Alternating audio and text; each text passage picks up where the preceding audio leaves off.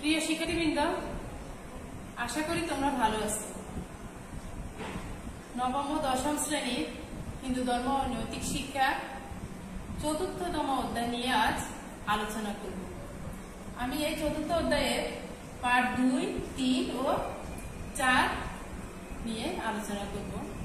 এখানে একটা বিষয়, যদিও পার্ট ২, ৩, ৪ দেওয়া হয়েছে, ওই বিষয়টা নিয়ে আলোচনা করব। তো আসো প্রথমে আমরা একটু দেখে নিই আজকের ক্লাসে। সবাইকে স্বাগত। তোমরা এখানে দুটো ছবি দেখতে পাচ্ছ। ছবিগুলো কিসের দেখেই বুঝতে পারছ। এখানে গায়ে হলুদ, এখানে মালা বদল হচ্ছে। তাহলে এই চিত্র দুটি দেখেই তোমরা এতক্ষণে নিশ্চয়ই বুঝতে পেরেছো আজকে আমাদের পাঠের বিষয় কি। আমাদের পাঠের বিষয় বিবাহ।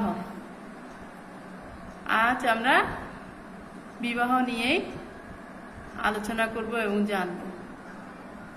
এই পাঠ শেষে আমি আশা করি তোমরা বিবাহ কি তা বলতে পারবে, বিবাহের শ্রেষ্ঠ মন্ত্র বলতে পারবে, বিবাহ অনুষ্ঠানের পর্বসমূহ বর্ণনা করতে পারবে। প্রথমত আসো, বিবাহ শব্দটি কিভাবে এসেছে। বিবাহ শব্দটি বি পূর্বক বহ ধাতু ও গ ইয় প্রত্যয় যোগে গঠিত। বহ ধাতুর অর্থ বহন করা এবং বি উপসর্গের অর্থ বিশেষ রূপে। সুতরাং বিবাহ শব্দের অর্থ বিশেষ রূপে ভার বহন করা। এবার আসো আমরা জানব বিবাহের প্রকারভেদ সম্পর্কে। স্মৃতিশাস্ত্রের বিখ্যাত গ্রন্থ মনুসংহিতায় ৮ প্রকার বিবাহের উল্লেখ রয়েছে। এই ৮ প্রকারের মধ্যে প্রথমত ব্রাহ্ম, দ্রৈব, আর্য, প্রাজাপত্য, আসুর, গন্ধর্ব, রাক্ষস এবং পৈশাচ।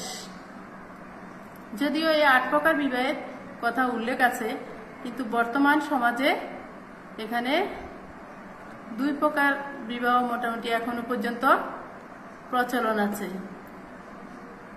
তার সম্পর্কে আমরা পরবর্তীতে জানব। তাহলে এই বিবাহ ৮ প্রকার: ব্রাহ্ম, দ্রৈব, আর্য, প্রজাপত্য, আসুর, গন্ধর্ব, রাক্ষস এবং পৈশাচ। এবার আমরা জানব বিবাহের পর্বগুলো সম্পর্কে।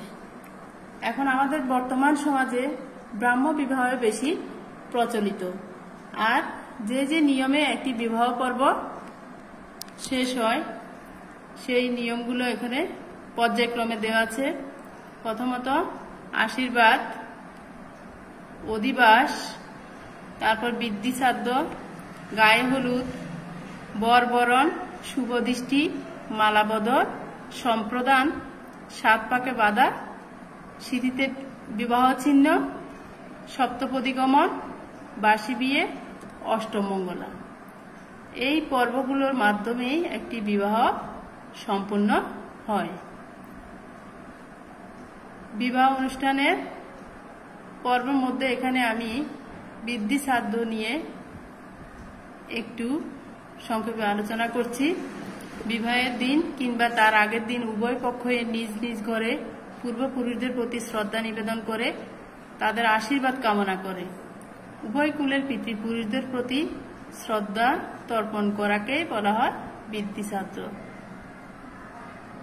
এখানে আমরা চিত্রে দেখতে পাচ্ছি বিবাহের আরেকটা পর্ব, গায়ে হলুদ। কনে এবং বরের গায়ে হলুদ মাখা হয়। তোমরা এই দৃশ্যগুলো অবশ্যই তোমরা নিজেরাও অনেক দেখেছ, বাস্তব অভিজ্ঞতা তোমাদের আছে, বাস্তব জ্ঞান। তোমাদের বড় ভাই বোনদের বিয়ে অনুষ্ঠান দেখেছ, কিংবা তোমাদের প্রতিবেশী কারো। দ্বিতীয় চিত্রে আমরা দেখতে পাচ্ছি মালা বদল। এই চিত্রে আমরা দেখতে পাচ্ছি সম্প্রদান পর্বটা। বর কনেকে তার পিতা সম্প্রদান করে। এই চিত্রে আমরা দেখতে পাচ্ছি যজ্ঞ অনুষ্ঠান ও সাত পাকে বাঁধা। বিবাহের সর্বশ্রেষ্ঠ মন্ত্রটা এখানে তুলে ধরা হয়েছে। মন্ত্রটা হচ্ছে যদেতৎ হৃদয়ং তব তদস্তু হৃদয়ং মম, যদিদং হৃদয়ং তব মম তদস্তু হৃদয়ং তব। অর্থাৎ তোমার হৃদয় আমার হোক, আমার হৃদয় হোক তোমার। বিবাহের আরেকটা পর্ব, গুরুত্বপূর্ণ পর্ব, তা হলো সিঁথিতে বিবাহ চিহ্ন, অর্থাৎ সিঁথিতে সিঁদুর দান করা হয়। এই পর্বের মাধ্যমে বিবাহ অনুষ্ঠান সম্পন্ন হয়। এখন দেখি তোমরা এই প্রশ্নগুলোর উত্তর বলতে পারো কিনা। তোমরা মিলিয়ে নিবে উত্তরগুলো। বি উপসর্গের অর্থ কি? বিশেষ রূপে। বর্তমান সমাজে কোন বিবাহ বেশি প্রচলিত? যেটা আমি একটু আগেও বলেছিলাম যে ব্রাহ্ম বিবাহটাই এখন প্রচলিত। বিবাহের মূল পর্ব কোনটি? সম্প্রদান। স্ত্রী হচ্ছেন পুরুষের সহধর্মিণী। সম্প্রদান পর্ব ও যজ্ঞ অনুষ্ঠান শেষে বর কনের সিঁথিতে সিঁদুর পরিয়ে দেয়, সত্য না মিথ্যা? সত্য।